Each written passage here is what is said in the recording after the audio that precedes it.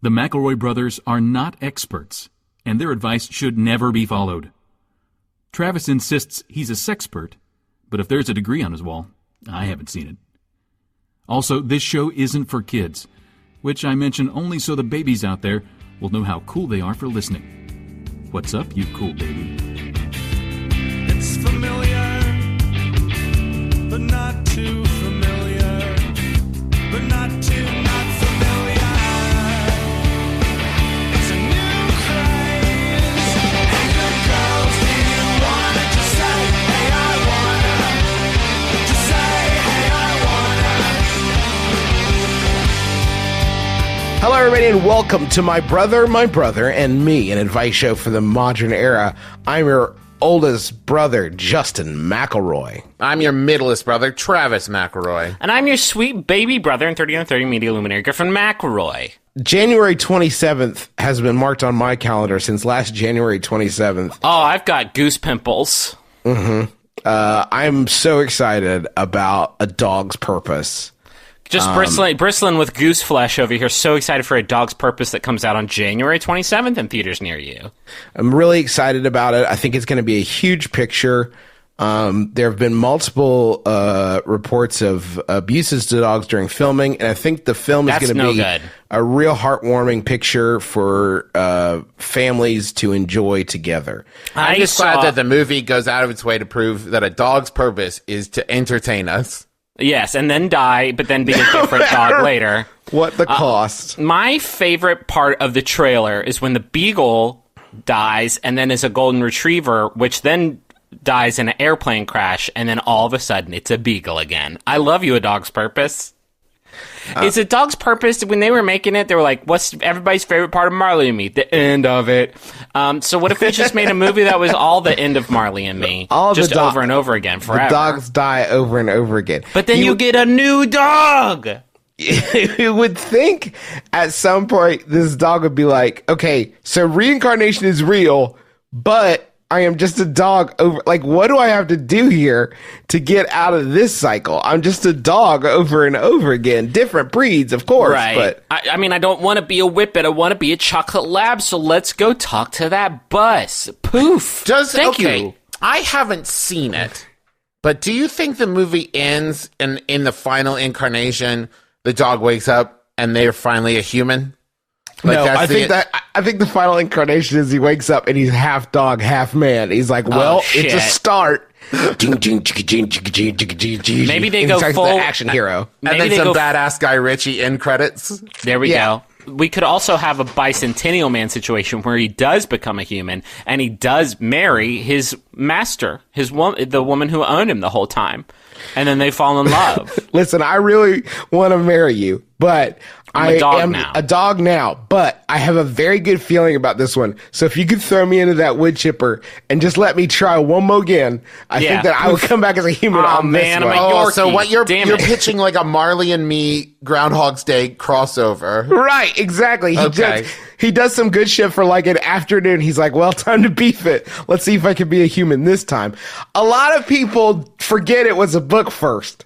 Yeah. A Dog's Purpose was a 2010 novel written by American humorist W. Bruce Cameron, who I'm sure you all remember from 8 Simple Rules for Dating My Teenage Daughter. Which was a series that was also adapted into... Please tell us more about 8 Simple Rules for Dating My Teenage Daughter. 8 Simple Rules for Dating My Teenage Daughter was adapted into a TV series that, of course, killed John Ritter is the most notable. Justin. It did. What do you want from me? That's the show that killed John Ritter. So Bruce has had a good run. And now he's back with just killing dogs over and over again. Not dogs, the same dog. The same dog. And Dennis Quaid's in the movie, and at the end of it, he dies, and he becomes 5 birds. Mm-hmm. I think I had the same reaction a lot of people did the first time they saw the trailer, that my wife showed it to me, just like losing it. Like, couldn't do anything except hold the phone aloft for me to view. I thought for sure it was a Christian movie. Like, it had to be a Christian movie. This is a Christian movie about that endorses dog reincarnation. Yeah, we're like Jesus.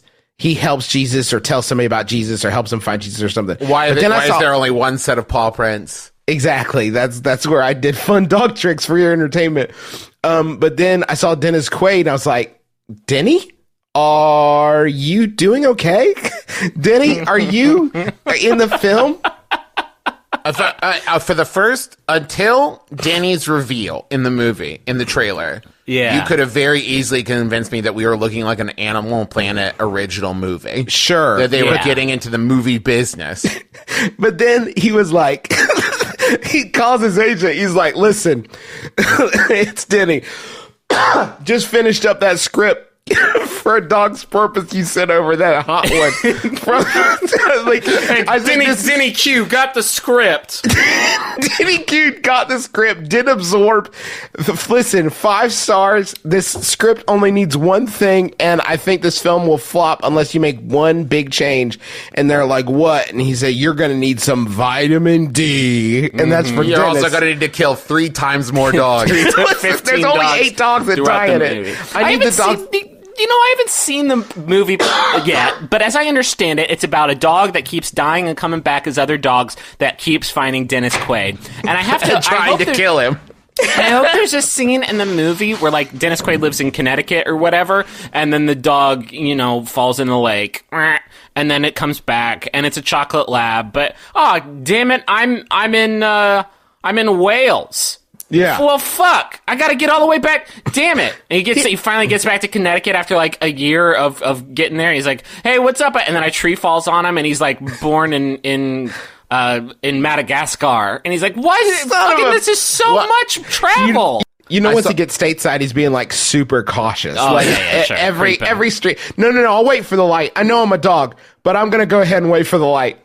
Griffin, I actually saw a press screener of the movie, and the fucked up thing is the dog actually keeps being reborn in like the same town that Dennis Quaid was originally in, and Dennis Quaid keeps moving. Yeah. Like Dennis Quaid keeps trying to get away from this fucking dog, and the dog keeps finding him every time, and that's A Dog's Purpose. I'm going to teach English in Shanghai. Damn it. How am I supposed to... I'm a dog, DQ. Hey, DQ, help me. DQ, why you do this? Why do you do this to me, DQ? The thing they don't tell you is that Dennis Quaid kills the dog every time. And, and the dog is just trying to he knows he's got a serial killer on his hands, and he's trying to reveal the crime. But every time he gets close, Denny Q's like, not this time. Just put it in a well. Yeah. He stars it out so it won't reincarnate as fast. It gives him time to get away. God. It's a dark movie, Griffin. I don't know what to tell you. It's the lovely bones. Which would also work as a title for a dog-based movie. The Milky Bones. The Tasty Bones. The Beggin' Strips. Boy, A Dog's Purpose out January 27th. I'm so excited to see it and see if all the fan theories are true. I've been playing along with the ARG online, and we're all having a lot of fun here at we call ourselves the Purpose Heads, and we're just so fucking excited for this movie. A Dog's Purpose it's buck wild. Very important to me. That's very important. I did want to release and again, some pretty brutal animal abuse allegations that are in no way funny, but it is A Dog's Purpose is the name of the film. So if you want to avoid it or watch it, I feel like a watch doesn't always have to be positive. Sometimes it's sort of like, I got my eye on you. You know what I mean? Yeah. How do you think How do you think DQ is feeling right now after these dog abuse allegations have started popping off? Because holy shit. I read some of the responses from people involved, like Josh Gad is the voice of the dog. Josh Gad's fully like, don't know, wasn't there. The director of the movie is like, don't know, wasn't on set that day. Wouldn't have happened if I had been there. Hachi machi. I'm sure DQ felt the same way. He's like, no, I was getting some crafty and just enjoying myself and trying to center myself for the performance. They had tortilla soup over at Crafty, and so I was mostly hanging around that sort of station. I was talking to my brother. If you need to check that alibi, you can call him. Oh, what's that? You can't get a hold of him? Weird. Weird. That's so weird. I wanted to throw in a quick side watch. Trolls, The film yeah. is coming to, it'll be on like on-demand stuff, I think this week, January 24th tomorrow.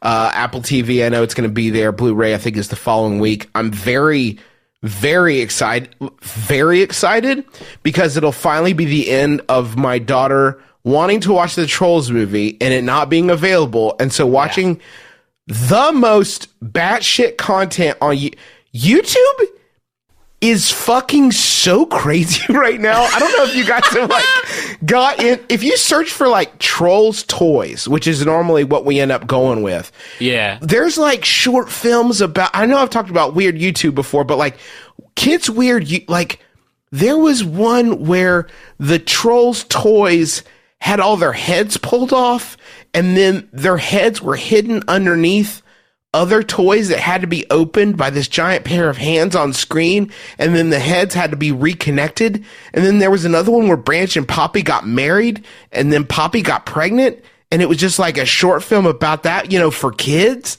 It's pretty wild out there on YouTube, y'all, if you haven't been out there, but that my hell will come to an end where I can finally just enjoy the film. I saw 2 times in the theaters, but now I'm like finally going to be able to just enjoy the story of Branch and him finding joy in his heart again on Apple TV when I purchase that film tomorrow, January 24th. And then you're just 3 days away from A Dog's Purpose coming out. So how's your cinematic week? It's going to be a very good cinematic week. Star Wars just now, while we're recording this, just announced the name of the new movie. It's Star Wars Episode 8, The Last Jedi, which I very much doubt that. There will probably be a few more of those. Those magic space warriors. Is it really called that? Is that The a joke? Last Jedi. I'm the Last Jedi. Really? Because there's 2 of you. No, it's... The movie ended and there were 2 of you. No, but I'm the last one. I don't believe that one. I don't believe it. I don't believe it. Number 9's going to be like, just kidding, here's 6 more Jedis. Man, it's so rare we get to do breaking news. Oh, it's so nice program. to be able to bust out some entertainment news. Travis, you've gone silent for a while. You just sort of contemplating, Trolls, Dog's Purpose, Star Wars 8? There's so many different things you could be thinking about right now. Well, I'll tell you the truth. While Justin was describing his weird YouTube wormhole, my brain broke a little bit, and I thought like I must have dropped out of the call or something because I couldn't understand the words he was saying. Yeah. It's if you Google Trolls toys and then hold on for the ride of your life. It's all toy videos on YouTube are absolutely madness. Yeah. There's a video called Branch and Poppy Kiss. Oh, a lot of people have been waiting for that. With real people as the trolls. It's 9 minutes. It's 9 minutes long. Oh, it's just a really long smooch then. What could be happening for 9 minutes in this film? How much story development is happening in here? You know what? Here, just for a second. For a second. Well, this isn't going to be good for anybody, Juice. I just dropped in the Skype chat. Just for a second. If you guys could just this is actually a lot. It's a lot to deal with if you Googled Trolls, Poppy, and Branch Kiss. So on right now YouTube. I'm looking at a man and he's doing green face and he's got some blue Goku hair and it's just a lot of build up to the kiss. I'm kind of hopping around, kind of scrobbling through this video. This shit has 4 million almost 5 million views. Thing. We're done with. It's over, Johnny. We got to stop. We got to do questions. We got to do advice. We got to do questions and advice. No, we can't. Nobody can see this. It's probably a Bergen. The Bergens eat the trolls to be happy. So listen.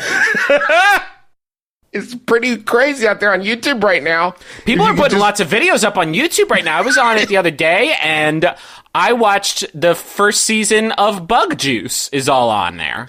So get at me. And you can also watch Branch and Poppy French kiss for 38 minutes. It's been 15 minutes. We got to do the damn thing. Brothers, I have recently learned a terrifying truth. I've been in this relationship for about 2 months. Too much indeed. And I just found out that my girlfriend sometimes drinks milk in the shower. Okay. At first I was slightly apprehensive, but I assumed it was out of a personal bottle or something. And then I learned that it was in fact out of an open glass with no lid. She insists this is perfectly acceptable, but it's utterly horrifying concept to me. Am I good? And that's from Not a Milk Drinker in Massachusetts. Okay. How busy are you, huh? Yeah. I have so many things on my to-do list. I have to combine some of them. Yeah, I have to drink some milk and take a shower. Of all the activities to combine, that is by far the least convenient. So this would the personal bottle is like weird to me. I guess you mean a personal bottle of milk, not like a baba. Okay, that makes sense. Or Sorry, just guys. like your, aluminum special bottle that like you refill with milk for the shower times. Yeah. The thought of drinking milk and then a little bit of water getting in there is no good. I don't like that even a little bit. I don't like the thought of drinking milk because I'm pretty lactose intolerant, and then I would be drinking milk on the toilet, and then that's a never-ending cycle. I would be in the bathroom all day just dealing with all these milk problems that I've given myself. But the thought of drinking a big glass of milk, and then you turn around weird, and then like a little bit of hot water gets in the milk, bad. Now, that is how they make skim milk. They just add hot water to milk? Yeah, They it's just add watered hot down shower milk. water. Hot shower water and a little bit of Head and Shoulders, a little bit of Irish Spring in there. I don't think you should do that. I don't think that should be done in society that we're in now. Because I just don't understand. But you But know, zag. I would like to zag for a second. oh Okay, shit. zag on him. If this is what your girlfriend does to just like chill, if this is like her me time is a little shower milk, it ain't hurting nobody. This That's isn't a good taking point. anything away from you. This might, like her, frosty glass of shower milk might be the only time she gets in her day to really just like treat herself to some shower milk. You know what I Yeah. do? You know what I do? What's I that? I would drink some of that shower milk, some of that frosty shower milk, just to get the buzz going. And then when I was sick of drinking the milk, or when my stomach started hurting immediately, as soon as it crossed the threshold of my diaphragms and stuff, on my flanges and stuff, as soon as it crosses that and it hits my stomach lining and my guts go all rotten, as soon as I was done drinking it, I would just dump it on myself and get that baby soft milk skin. And maybe that's you drink it and you drink it down to halfway and you're like, I'm sick. And then you dump it on your body and you get that baby soft milk skin. Yeah. Is she just looking to extend the shower, maybe? Just like she really loves shower time, but okay, wait. This has just occurred to me. You need your hands in there. Listen, you need your hands in there. You can't have one hand constantly on milk duty. How do you squeeze the Irish Spring into the loofah if you have one hand holding your milk? I mean, maybe you got a cup holder in there. Maybe it's a custom job. Oh, kind of a custom. Ooh, nice. You know what? Yeah. That is a good gift, though. Good gift idea. A shower cup holder. If you can find one of those on Amazon or something. That's a good gift because it doesn't just say, "Here's a cup for your shower milk." Right. It also says like, "I accept you." You know what I mean? Like I accept you. I have a Yahoo here. Can I read it? And Yes. whoa, Yahoo! Give me a banner advertisement for Shondaland. Hello, it's a real thing, guys. Yahoo's advertising a thing that I could go and watch and consume. It's not telling me about Melissa McCarthy or Ellen DeGeneres' recent death. Things are turning around. Very exciting. Okay. This one was sent in by Morgan Davey. Keep it wavy, Morgan Davey. Thank you. Now it's Rooms to Go. God, Altaba's really taken off. Maybe I should give Altaba a chance. It's by Yahoo Answers user. They're anonymous. Jefferson asks, help, how to properly get rid of a Ouija board. Ouija? Ouija? A lot of people say Ouija, and that doesn't, it's not. It can't be, right? It's got an Ouija. Ouija. I have had nothing but bad luck with this paperboard I printed. And I'm tired of it. I just want to move on and not think about the paranormal anymore. It's been telling me to kill by someone named Zozo. I've been lied to by something named Kelly or Nancy. That's a bad board you got, dude. Killed by someone named Zozo, or I've been lied to by someone named Kelly or Nancy. How to properly get rid of this thing? I want it out of my life. Oh, and please, done tell me that Ouija boards are fake.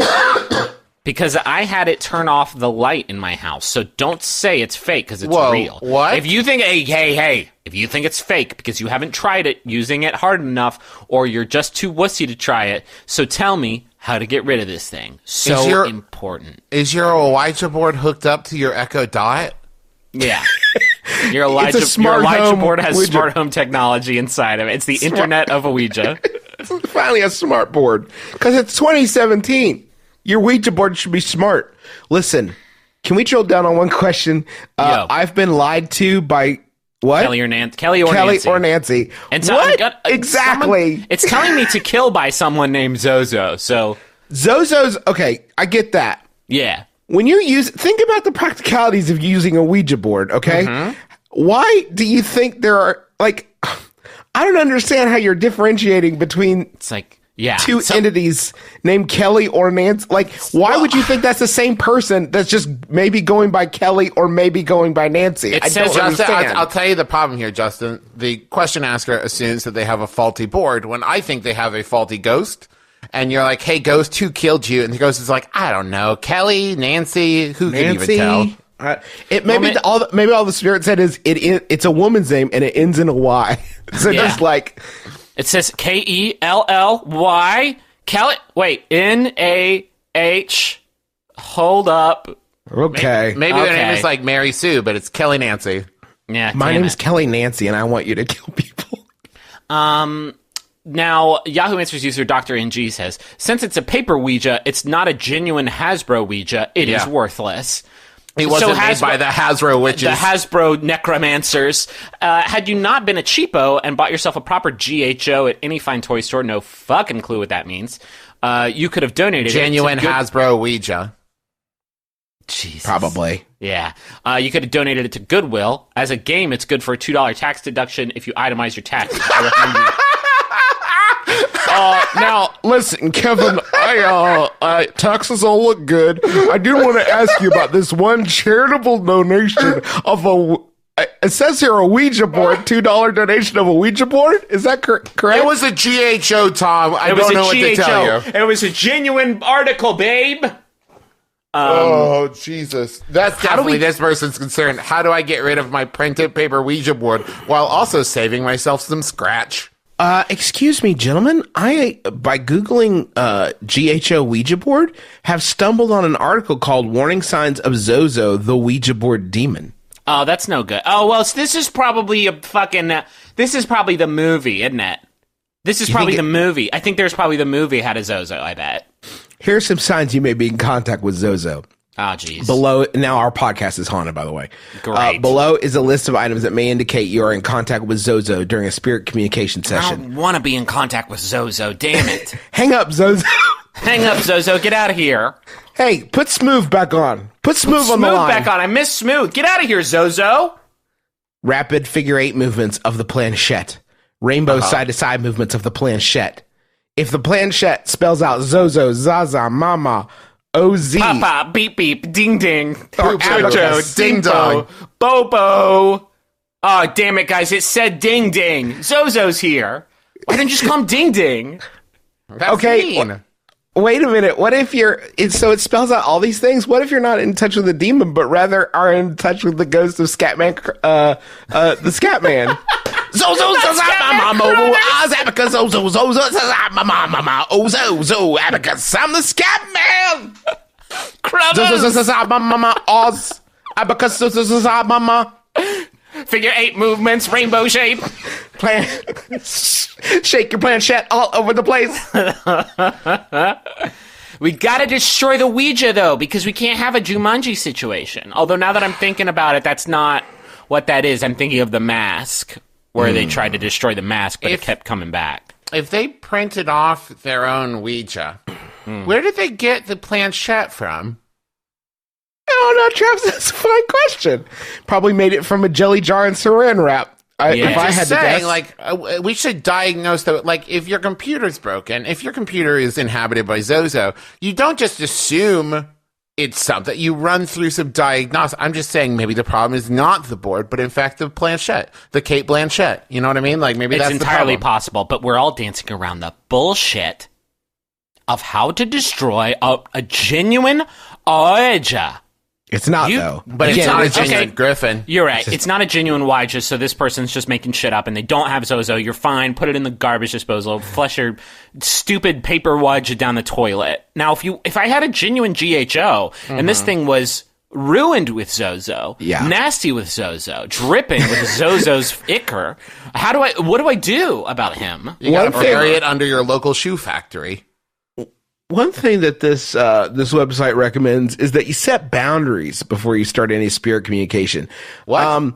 Yeah, it's important to set boundaries with ghost entities, demons that you may be communicating with. Hey, so that's not that wouldn't be a very good demon, huh? If you have like a safe word that it respects, that's not like really what I think of with a demon. Like, I'm okay. No, I'm sorry. You're right. I crossed the line. That was too far. I'll That turn was your on lights me. back on. I get it.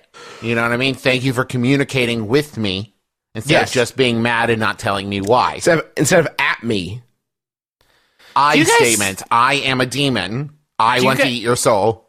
Do you think after the Ouija movie came out that the rate of Ouija usage across the country spiked or diminished? Do you think that kids saw the Ouija movie and said, I don't want to fuck with Zozo, and so they did not buy a Ouija board? Because you know Hasbro probably like pushed the very much so like they did with Trolls when Trolls came out. They were like, here's new Trolls. I bet they started printing Ouija boards again to time it with the release of the movie. But that puts themselves in a weird situation where it's like, it's a Ouija board. And then you're like, oh, sick. And you see the movie and the kids get killed by Zozo probably. And you think like, this is not a good advertisement. It's not if like in the Coca-Cola polar bear commercials, if a child came up to try to get some Coca-Cola and the polar bear fucking killed them. That would make you think like, maybe I don't want Coca-Cola. So do you think people are using these things more or less? Well, I know to speak for myself, Griffin, just using I statements here, I have not stopped playing Battleship since I saw that fucking flick. Yeah. So I would think that probably it's the same deal where like you just get the fever, you know? Do you think if you saw when the year after Jumanji came out and swept the nation with David Allen Greer fever, with Dag fever, do you think that if you were a small child the year after that movie came out and you loved that movie so much and you found an old mysterious board game that you would fucking play it? Because I think I still would be like, I know this is going to like really be taxing on David Allen Greer, but I kind of want to know what the adventure is. It's an old wooden box in your grandma's cupboard, and it says like tropical adventure on it, and you're like, I think I'd like to find out. And there is like a faint drumming noise coming from the box, and you just saw Jumanji. Would you still crack that lid and roll those bones? Yes. Hell or no? yes. No Hell question. yeah. I played Jumanji in a heartbeat if given the opportunity. Do you think Do you think the Zathura kids saw Jumanji, and when they saw the Zathura box, they were like, "This is going to take us on a deadly space adventure"? But fuck it, man! It didn't work out so great for David Allen Greer, but I really want to check out the Zathura game. Are you aware that Ouija, the movie, was produced by Hasbro Studios? Yeah. It kills people. Yeah. Like this is a film. Come by our game. Come by our game. It'll kill your game. kids with Zozo. Merry Christmas. I got you a Ouija. I want you dead, you dirty fucking rat. Perfect. Print it. you- Send it to theaters. You nasty fucking nephew. I got you a Ouija board. I hope Zozo chokes the life out of you, you nasty nephew. And it does strike me. I keep thinking about the Ouija board, and it's weird because it's very singular to me. I can't think of another board game that is sold that's like, enjoy playing Monopoly, but also when you play it, you're making real money. Like, there's not really another board game that has a deeper layer of like sales pitch to it. Like the Ouija is a fun party game, and also you're contacting Satan. That's such a weird, and people are like, that's fun. Like, you can buy it at Target. Yeah, like when you pop the Pop-O-Matic popper in Sorry, they don't try to convince you the dice are alive. Yeah. And you're just really shaking those pieces of shit up. Be careful playing the game of life. Like, that shit. You've got real babies now. The game of death. I hope your mousetrap works. Those little rats have the plague. They don't really. It's just such a fucked up sales pitch. Buy our game. It might kill you. I mean, you could play Grape Escape with real grapes, I guess. Like, you could do... I was going to joke about that, but you could do that. You don't have to make them take them to the factory, mash them, smash them, now they're history. You could just, like, get some grapes and play Grape Escape with real grapes. You might actually be worried about waking Daddy.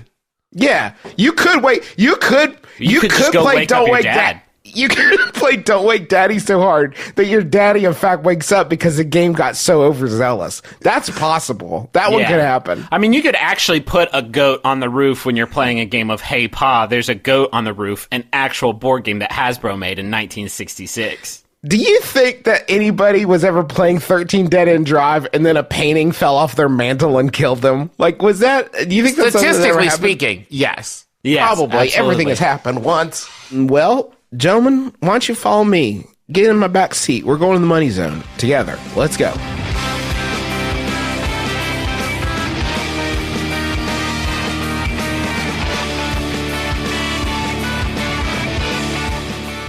Our first sponsor this week, Travis, I wanted to tell you about it. It's a dog's purpose, and we already did that. It's a dog's purpose, and we did that one. Our second sponsor is Squarespace. My Brother Me is supported in part by Squarespace. Make your next move. Make your next website. If you want to make a website and you don't know where to start, now you do, because it's squarespace.com/mybrother. You can get a free trial of their all-in-one platform. You got nothing to install, patch, or upgrade ever. They handle that stuff for you. And it is the best way to make a website. They got award-winning 24/7 customer support. It's really easy to set up. It's used by a wide range of creative people.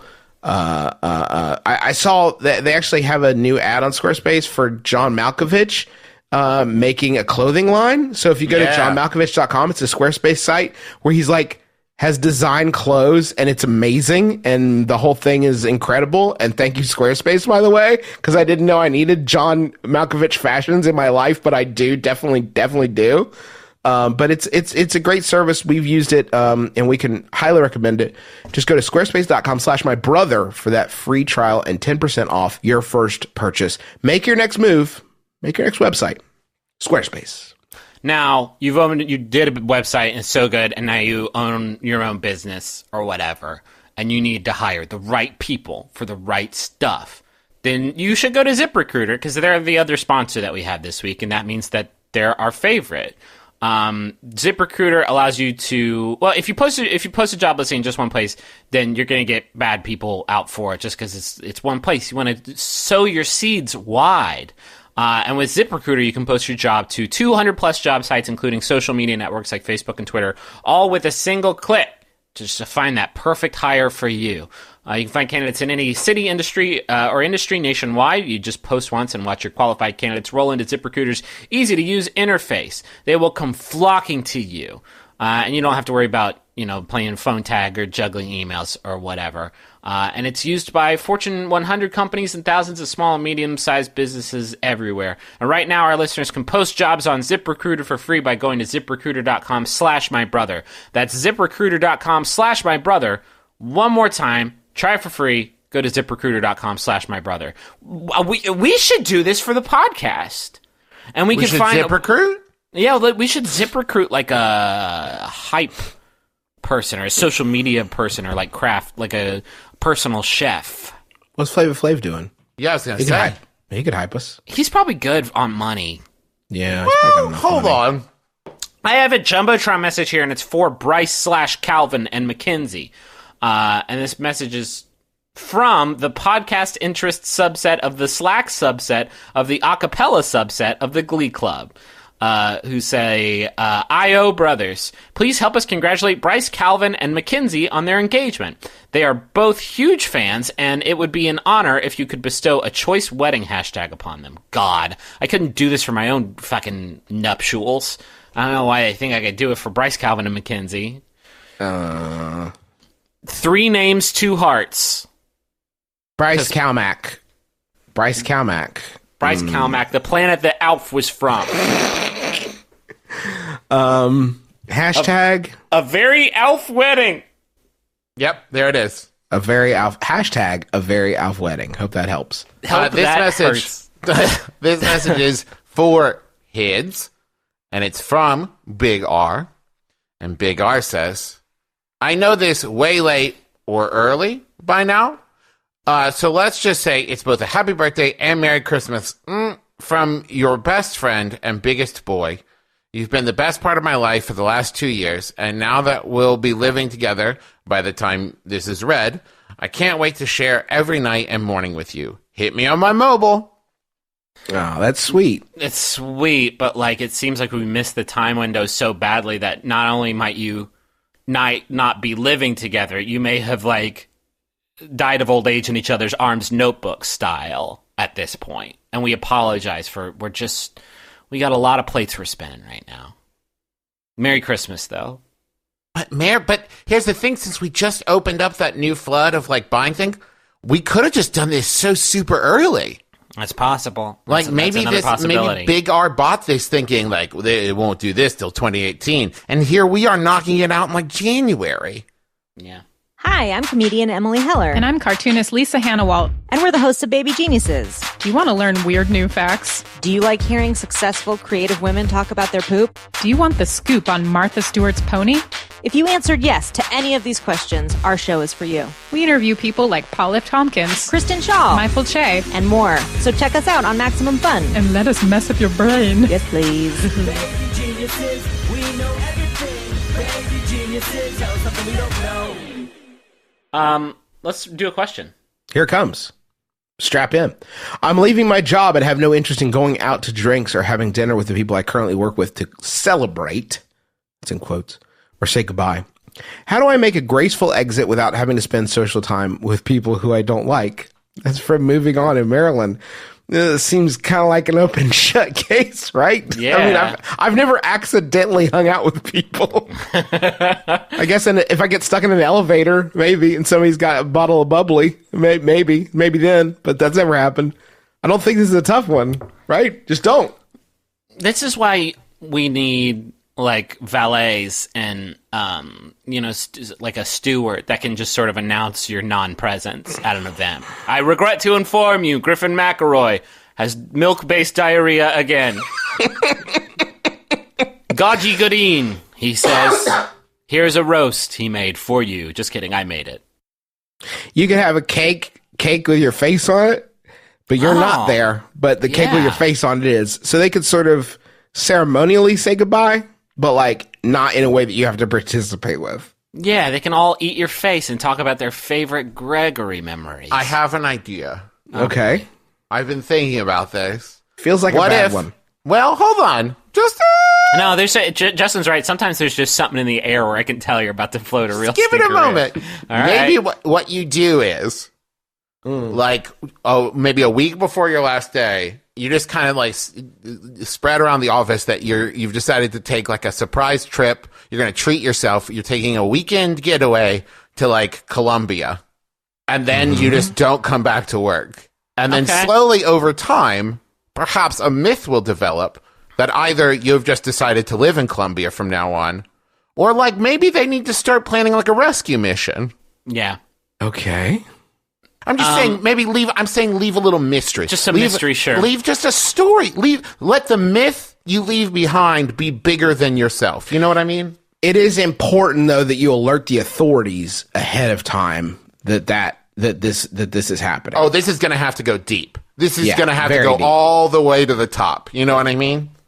Yeah. I saw a trailer for A Dog's Purpose, and it taught me a lesson, and I won't see the film, but it taught me a lesson about, like, spending time with just people in this world, or dogs, because you never know which one of them harbors the soul of a kindred lost spirit. You know what I mean? So, like, you don't know which one of your coworkers used to be another one of your coworkers that died, but you really liked that coworker. All I'm saying is A Dog's Purpose taught me to just really value the important things in life, like human connections and also dog connections. So I just want you to think about that before you just shut all these people out.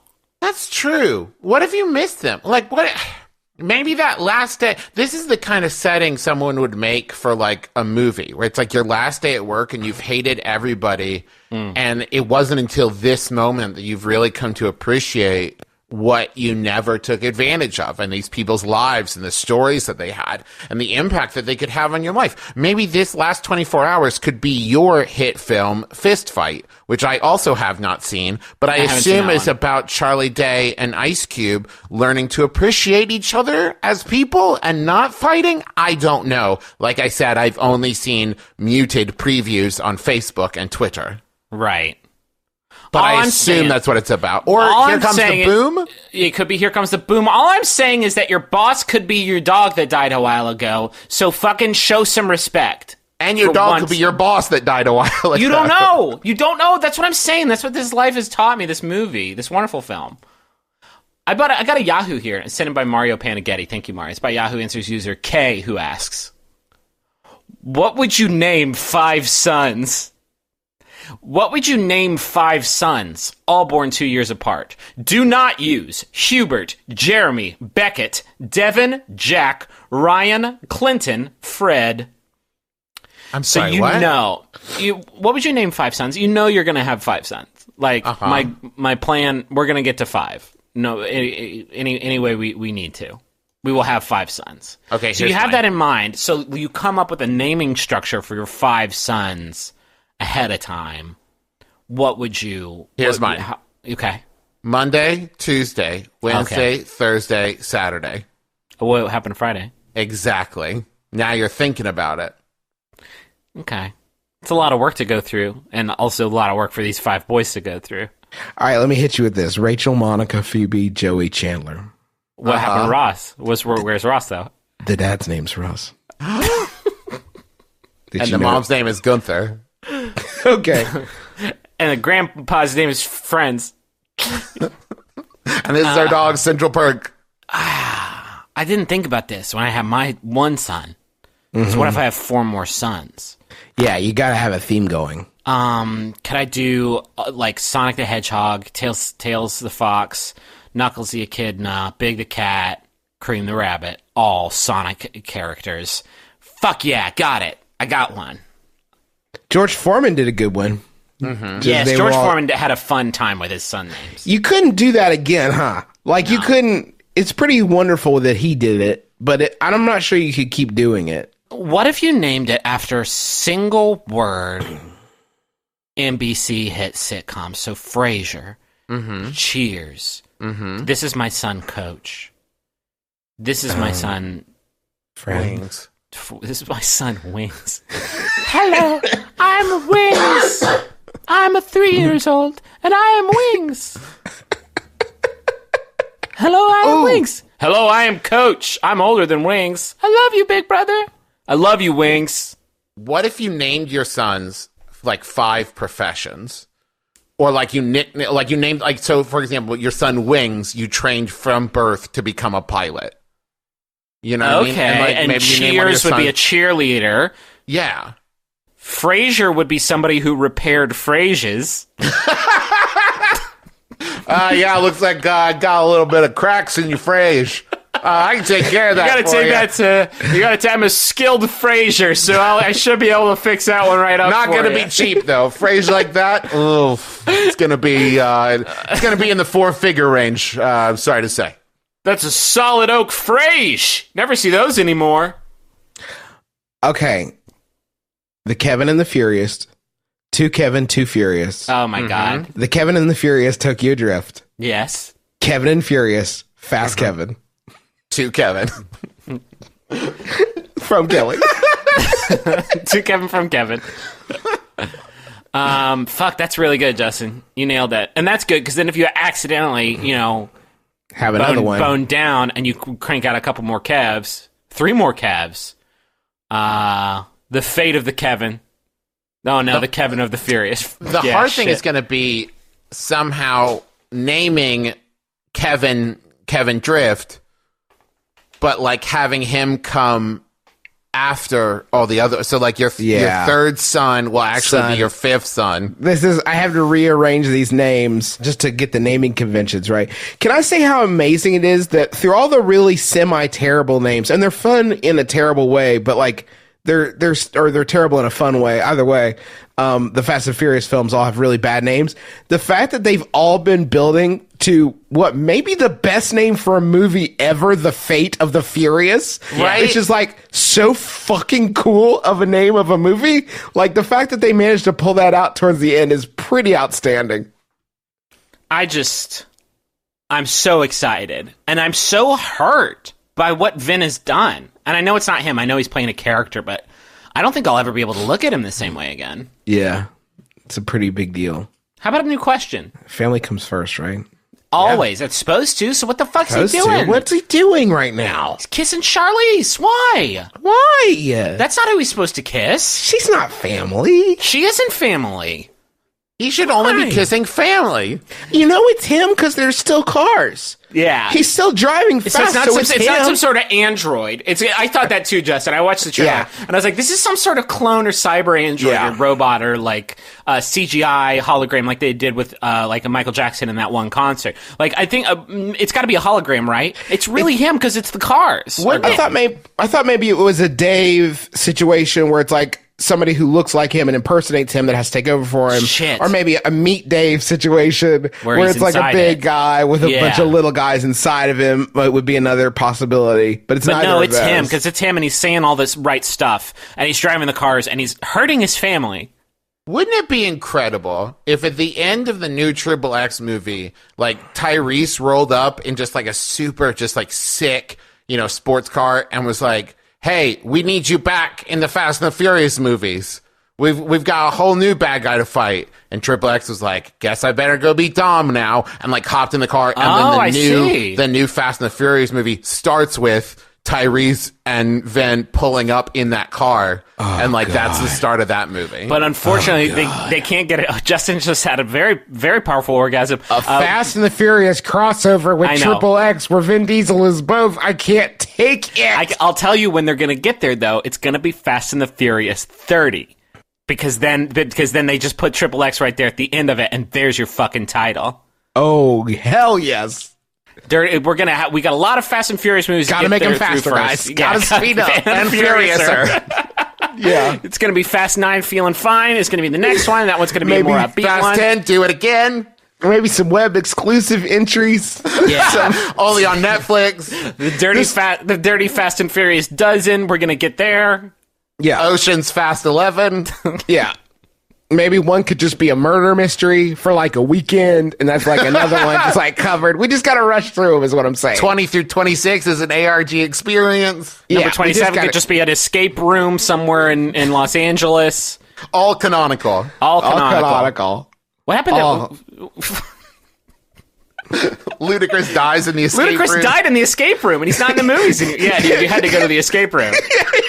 It's a great crossover, and all the plot lines are unintelligible. Yo, I can't help you guys with this one. One of my wings is alive again. What? What? Oh, you had to read the Choose Your Own Adventure book to understand that one. The angel that lives inside of me is starting to break through. The angel that lives inside of you? Yeah, that was in the Angry Birds Fast and Furious crossover I app. hate an angel in the Angry Birds Fast game. Yo, I'd love to come on this adventure, but Crombulor, the planet inside my heart, the tiny planet inside my heart can't, it's the dark times because of the Harvest Festival, so I can't make it out for this one. We stole the planet from Jason Statham, remember? When he became Remember? Galactus. It's just you and me, Rocket Raccoon. Here's another question from a listener. I work at a small coffee shop. It's pretty slow, so I know that a lot of people that come in. I have a good rapport with the customers and often have pleasant and lengthy chats with them. However, I've noticed a trend where some customers have started blatantly shielding their PIN numbers from me as they pay with a card. This offends me because it's rude, sure, but also because they think I would pick such a boring and obsolete way to steal. This has been happening quite a bit, and I'm wondering what my next move is. Do I say something? Am I allowed to make a goof? That's from Ocean's Zero. Yeah, this is fucking, man, this is so brutal. Cause, do you guys do that? Do you guys shield your PIN? No, I yell it out loud.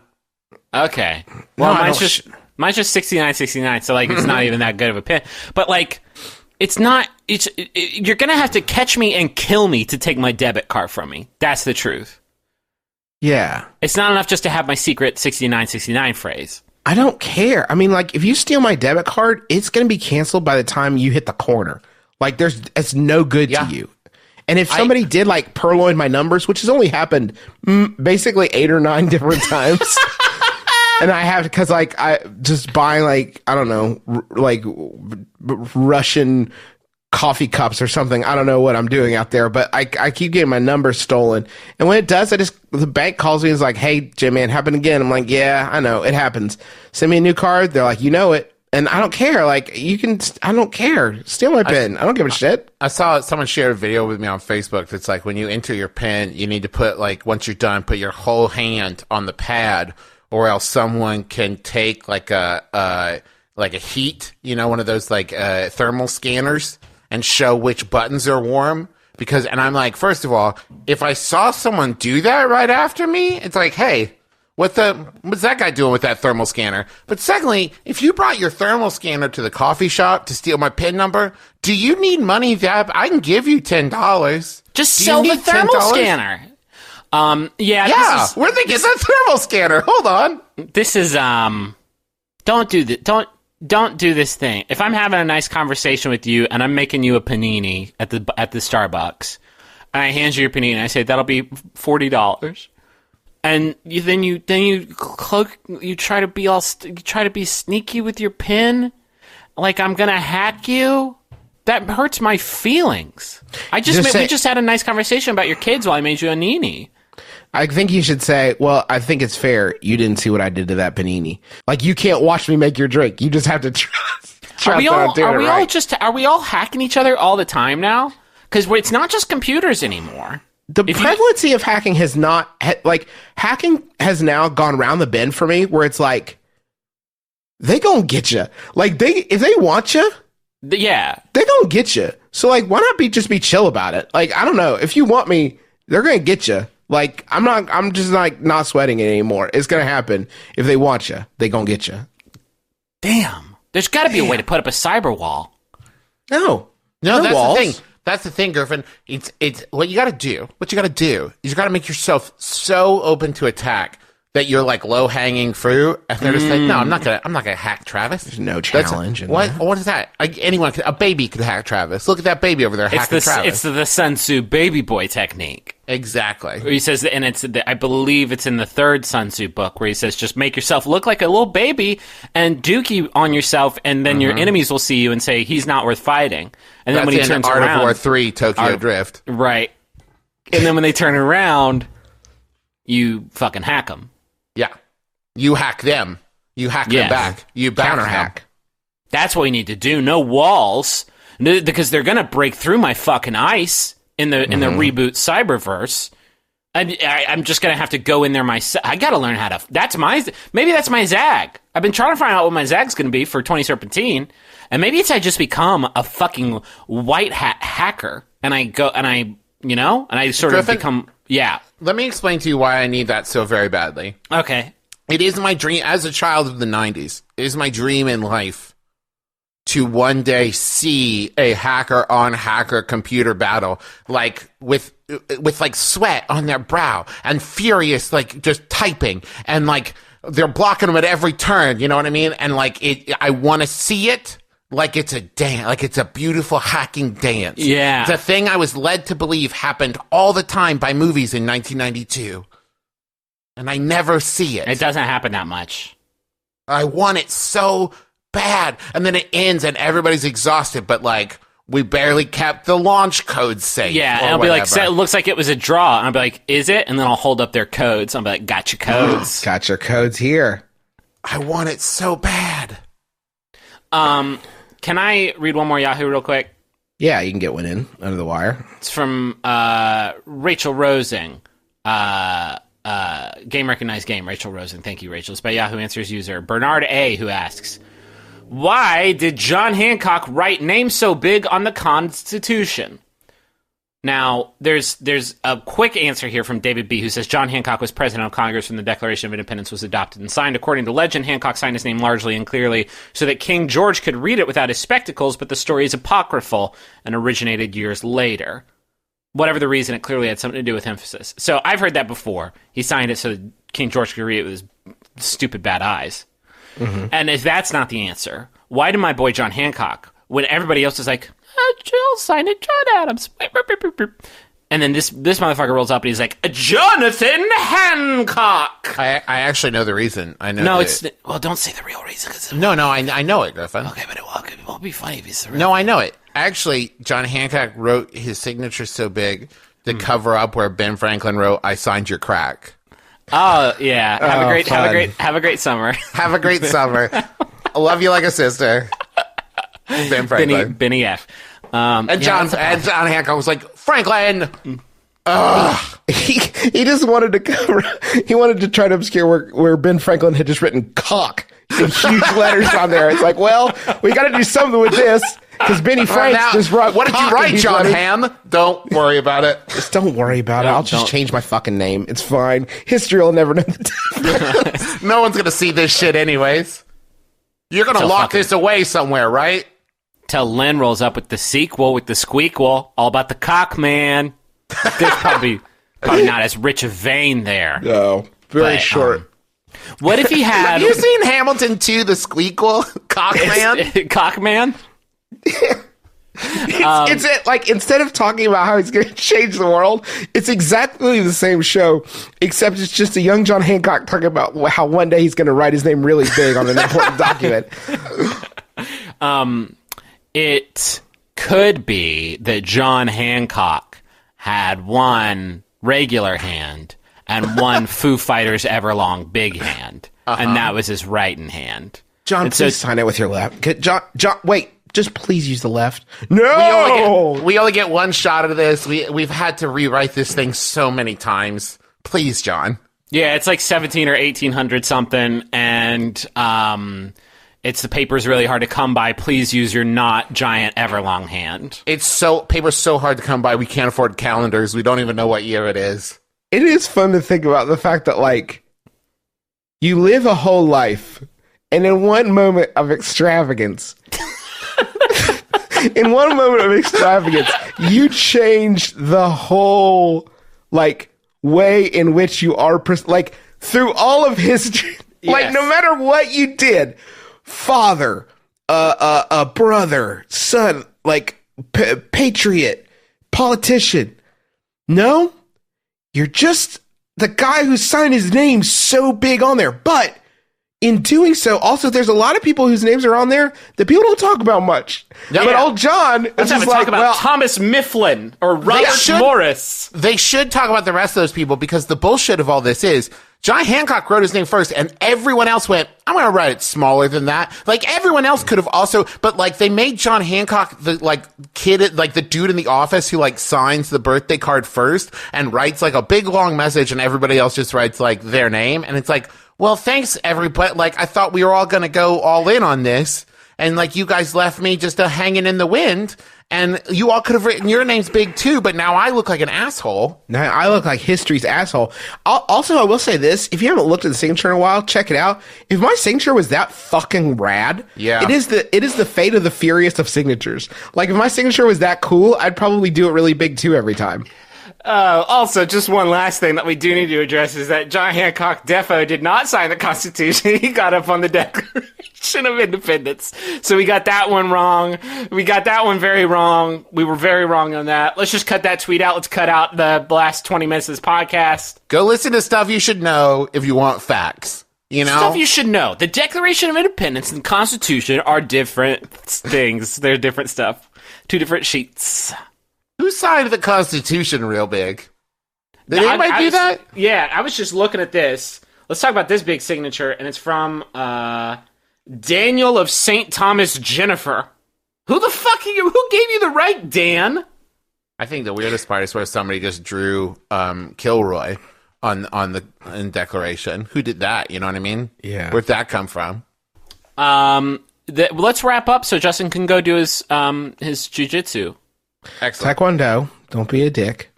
They're two very different things. I don't know why, but I'm pretty sure they are.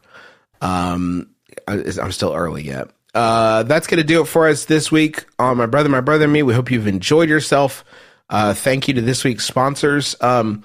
If you want to, I think there's we don't know specifically, but we are, as of this moment, exactly 1 month out from the premiere of My Brother and Me TV show on CISO. So you're going to start seeing like things. Yeah. Start seeing some things probably this week. So it'll be on our Facebook group, My Brother and Me Appreciation Group, and also on our Tweeto at MBMBaM. So make sure you follow those so you can see that stuff when it pops off. I want to thank John Roderick and the Long Winters for the use for our theme song, It's a Departure, off the album Putting the Days to Bed. It's a fucking great, powerful tune off a great, powerful album, and you're just going to love it if you haven't listened to it already. You can go to MaximumFun.org to check out all the shows on the Max Fun Network. There's a bunch of really, really great programs, and they're all for free. Stuff like Jordan Jesse Go and Stop Podcasting Yourself and Throwing Shade, all on Maximum Fun. And we have a bunch of other podcasts and video stuff that we do at McElroyshows.com. You can check out all of that there. Also on McElroyshows.com is our contact info and Twitter accounts and all that stuff. I'm going to be on the Jonathan Colton cruise. It is March 4th through the 11th. And it's going to be really fun and cool. Some people that are going to be on there include Jeffrey Craner, the Welcome to Night Vale folks, Nerf Herder. Here's one that I just found out about, a relatively new edition that I'm really stoked about. Rebecca Sugar, creator of Steven Universe, is going to be on there. That's awesome. Yeah, it is. I'm so fucking jealous that you get to go on this. I'm just going to follow her around and just tell her how much I enjoy her program. Not in a weird way. And we're doing a live Sawbones on there, so you're not going to miss that. In fact, you're going to want to check it totally out. So jococruise.com. There are some cabins still available, so go come with me on the beautiful Holland America Westerdam ship that is a boat, probably. A boat ship.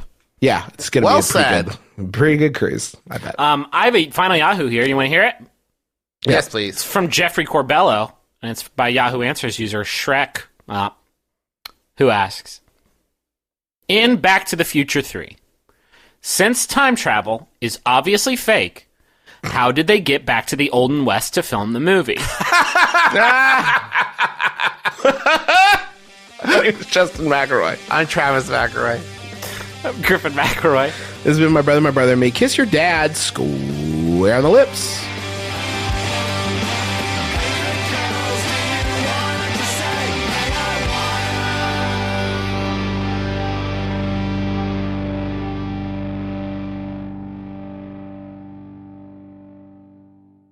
Mugs, shirts, stickers, patches, tanks, and more are yours for the purchasing at MaxFunStore.com.